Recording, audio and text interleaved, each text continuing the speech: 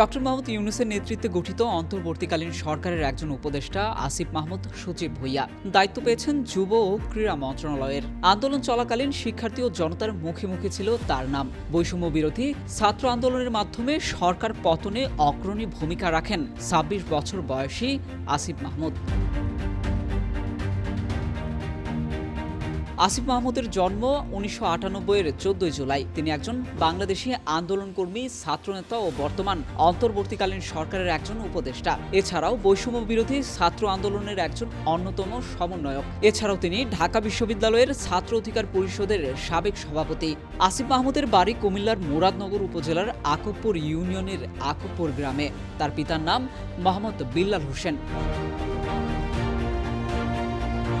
আসিফ মাহমুদ ঢাকার তেজগাঁও থানার নাখালপাড়া হোসেন আলী উচ্চ বিদ্যালয় থেকে এসএসসি পাশ করেন।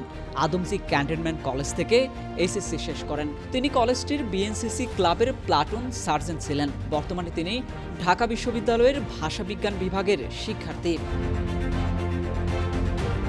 ২০২৪ সালে কোটা সংস্কার আন্দোলনে তিনি সামনে থেকে নেতৃত্ব দেন এবং গুরুত্বপূর্ণ ভূমিকা পালন করেন।